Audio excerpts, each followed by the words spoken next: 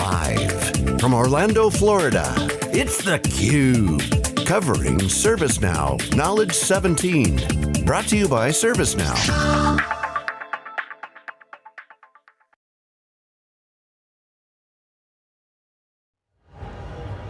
Welcome back to Orlando, everybody. This is theCUBE, the leader in live tech coverage, and this is Knowledge 17, hashtag Know17. Daniel Pink is here, best-selling author, speaker at the CIO Forum here. Daniel, thanks for coming on theCUBE. It's great to be here. So you were telling us about an audience of 100 CIOs, hanging out, kicking back, listening to you. Give them the love on the persuasion, the art of persuasion and selling. You wrote a book, To Sell is Human. Yeah. So share with us the premise and what you were talking to the CIOs about. Yeah. Well, I mean, the premise was that a lot of persuasion, influence, and selling is more science than art. There's this rich body of social science that gives us some clues about how to be more persuasive.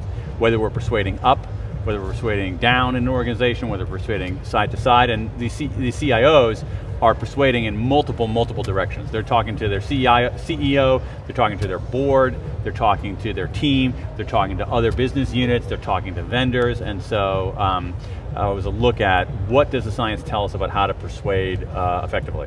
Well, I mean, typically you don't think of, now maybe this is different, a little bit different for CIOs, but IT people generally are not great salespeople. That's what we think, right, yeah, exactly. Exactly, and yet if you look at some of the data that we have, we find that in general, this is the whole swath of the US workforce, people in a variety of functions are spending about 40% of their time persuading, influencing, and selling in general. They might not necessarily be, they're not necessarily selling a product or a service in a cash exchange, but they're doing things, they're at a meeting and they're trying to persuade someone to do something different or do something in a different way. They're a boss trying to get their employee to do something. They're an employee trying to get their boss to stop doing something.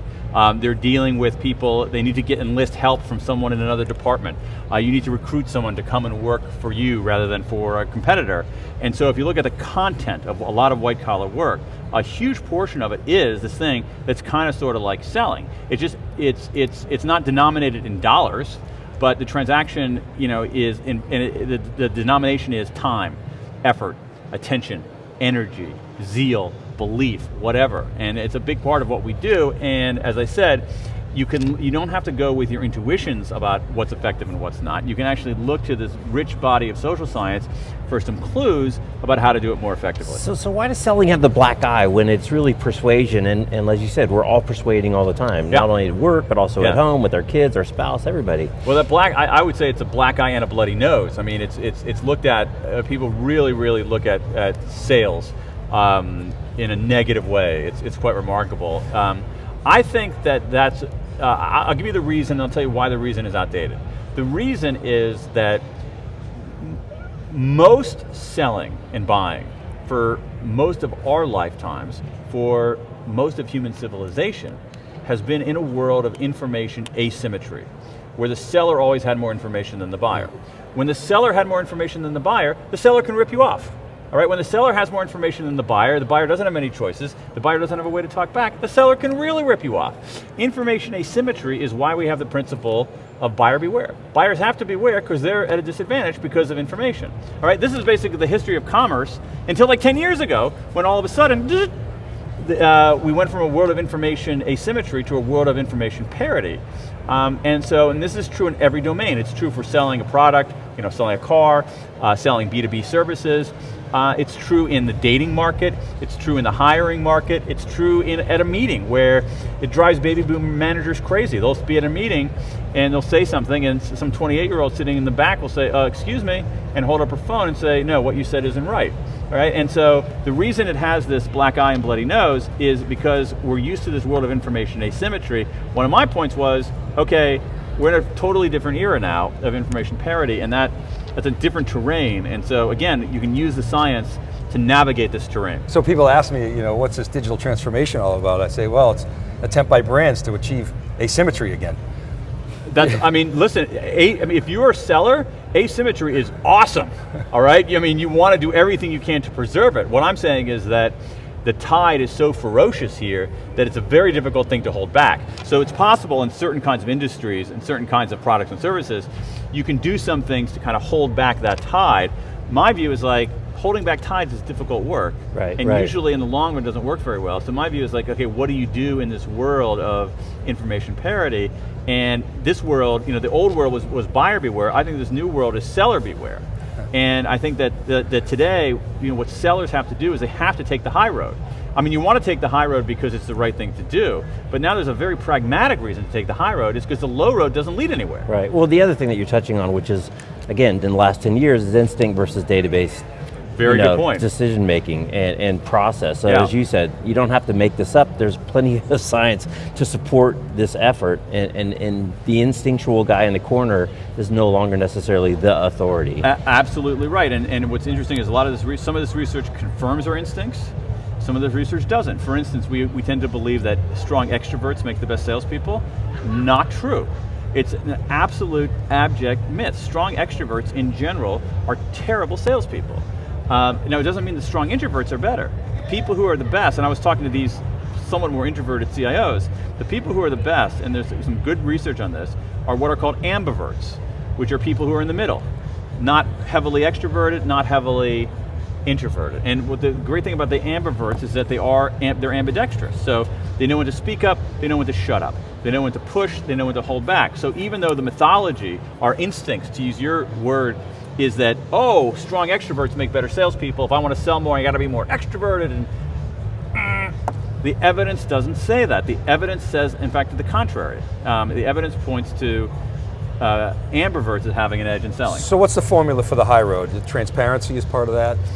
Well, on a personal level, I think transparency is getting to be not even a choice. It's basically like, transparency is no more a choice than, say, oxygen is a choice. Yeah, okay. You know, table stakes. So yeah, exactly. So if you look at the research, there are 3 personal qualities that seem to be important. Attunement, which is, can you get out of your own head into someone else's head, understand their perspective, okay? Because you don't have any coercive power today. Buoyancy. They're ABC, attunement, buoyancy, total luck.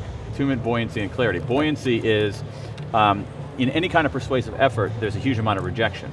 And human beings don't like rejection. Right. I don't like rejection, nobody likes rejection. So one salesperson who I interviewed described his job as looking out into an ocean of rejection.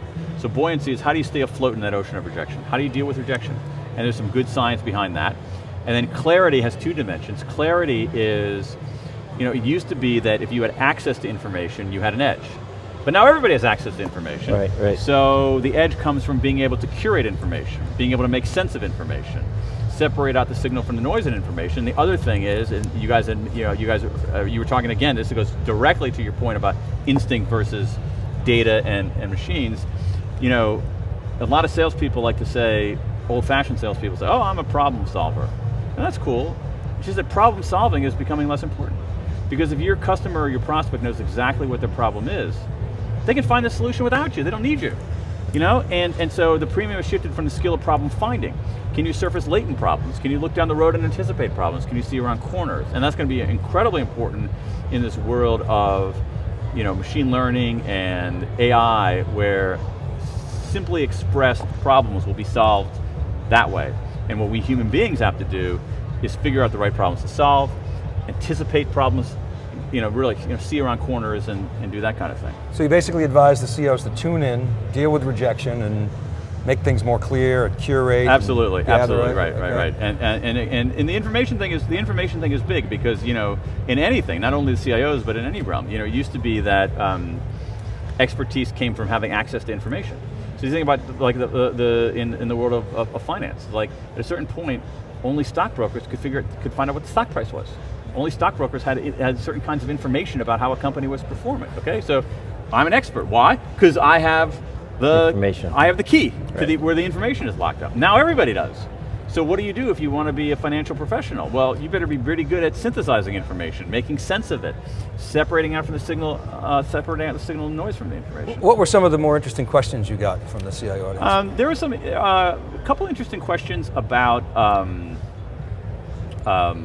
well, there was a couple questions about introversion, extroversion, and how much you can change your personality, which is minimally. I mean, you can make a small move to the middle.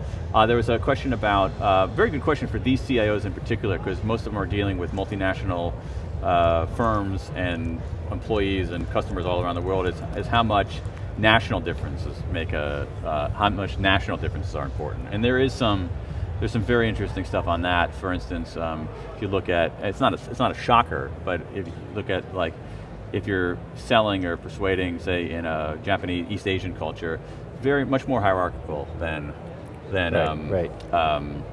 it would be here. Like, you guys would not be Jeff and Dave from the get-go, you know? Right. It would be like, oh, wait a second, these guys have earpieces and ties.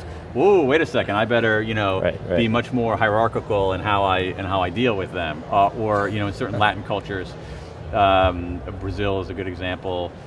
If you and I were to do business together, we wouldn't even talk business in our first meeting. We would go out to dinner, we would have a meal, so there's that kind of cultural nuance stuff. Mm-hmm. There's one thing that I tried to explain to them that Americans stink at. It's one of the biggest cognitive errors that Americans make, and it's this. When we Americans try to explain people's behavior, predict people's behavior, we almost always overstate the importance of someone's personality and understate the importance of the context that they're in. So we look at, oh, Jeff did that because he's a jerk. Dave did that because he's a nice guy. Frida did that because she's mean, And we disregard what context they're in. And when we look at our own behavior, we behave very differently in different contexts. If you were to drive with me, you would think I was the worst person on the planet. I mean, truly, it's like in that context, I'm just miserable, I'm mean-spirited, because I can't stand doing it.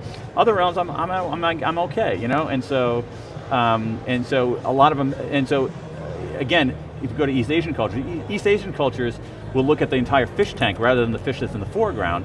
And so as a consequence, they'll say, oh, well, Pink-san was, maybe he was having a bad day, or maybe Pink-san doesn't like to drive, or when Pink-san's with his family, he's a nicer guy, and that kind of stuff. Americans say, that guy's a jerk. All right, well, we got to wrap up. What Jeff really, and I want to know is, does this work on our kids? The short answer, absolutely. All right, dude, well, thanks very much for coming on theCUBE. Really all right, thanks you guys. All right, keep it right there, everybody. We'll be back with our next guest right after this.